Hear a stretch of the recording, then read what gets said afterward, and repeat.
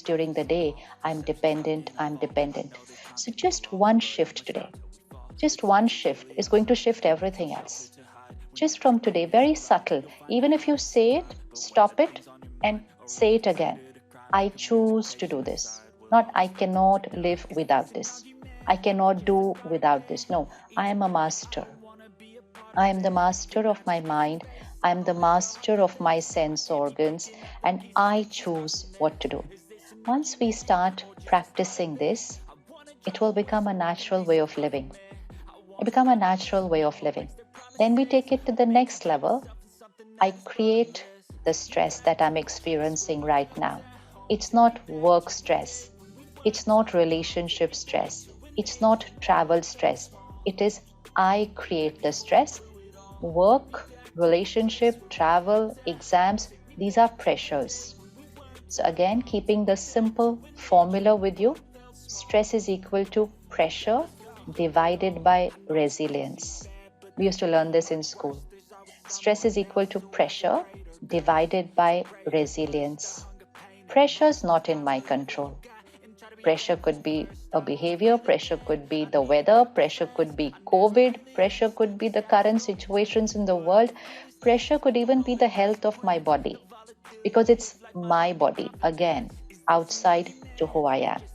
I am the being, this is my body. So pressure, which means challenge in life, sometimes could be the health of my body. But we cannot say, because I'm not healthy, I'm not happy. No, it's not matter over mind. It is mind over matter. Body may be unwell. Body may be experiencing a terminal illness. And I can be calm and happy because my mind is not dependent on my body. This is the truth. This is a reality. And we've seen everyone around us. Many of you must have met someone who's going through a chronic ailment and yet very light, vibrant, happy. And someone could just have a little cold, cough, fever, and they say, oh, I'm not well, what to do, horrible day, bitter experience. They can blame just a little cold for not being happy that day. People open the windows in the morning and say, the weather is so depressive. We can't say that. Then I'm saying I'm feeling low and gloomy because of the weather. This is very subtle, but it's become our vocabulary. And the more we speak that way, the more the mind becomes dependent. So what is happiness? Happiness means being emotionally independent. Emotionally independent. Physical independence, social independence, financial independence, emotional independence. That is power.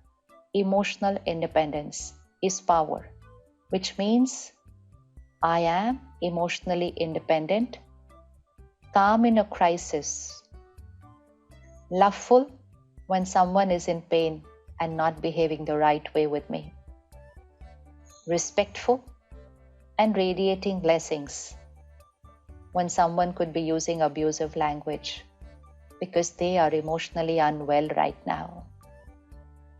When someone is not in their right behavior, we need to remember they are not doing this to us. They're only showing us their state of mind at the moment. They're just showing us that they are emotionally in pain. And so their words, their behavior, their energy, it reflects their pain. Their pain could be just as words, and sometimes it could be more than that. Recently, a young sister, about 35 years old, she came to learn meditation at this center. And she was sitting in the meditation room, and when she walked out, she just said, I've released something that I've held on to for almost 30 years. I said, what happened? And then she shared that she had gone through an experience when she was 5 years old. Her parents had left the house with her uncle. She was 5 years old that time, and she experienced abuse. And now she was about 35, and she said, you know what? 35 years I have hated people. I can't trust people. She chose not to get married, not to be in a relationship. And she said, I can't trust anybody. And she said, I don't even trust my parents actually. And she said, I've not had a very good relationship with them for 30 years. And she said, while I was sitting and contemplating what we have studied today, she said, I just realized that what I experienced 30 years back was somebody else's mistake. But all that they could do was to my body, which was horrible. But you know, what did I do for 30 years to myself? She said, I held on to hatred for 30 years. I held on to doubt and insecurity for 30 years. She said, what they did was bad, but I think what I did to myself was completely my choice. And today, she said, today I release.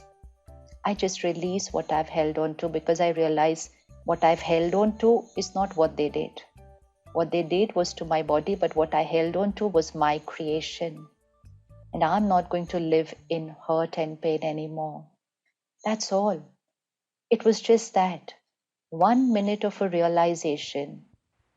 And that doesn't mean what the other person did was right, not at all. But what it just means is what I was creating here was my choice. What they did was not in my control at that age. But what I did for 30 years was completely my choice. And I chose to create hatred.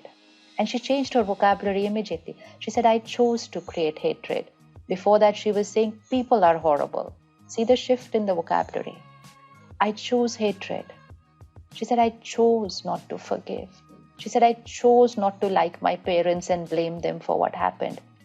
And then, when she started this healing with herself, and healing was just an understanding, her relationships with her parents changed because she had released that emotional blockage which she had held on to for so long. And when she did that, she suddenly shifted towards being happy. Earlier, she was doing everything the normal way, working. She's not innately happy. Because I cannot be happy when I've held on to something there in my subconscious. I just cannot be happy. So it's a very fundamental thing. I think we should have been taught this when we were in kindergarten. It's very fundamental that people can be here, they can cheat, they can betray, they can abuse, they can use wrong language, but that's because they are emotionally unwell. It's because they are going through something very turbulent inside them. But my thought and feeling, my emotion is my choice. It's my creation.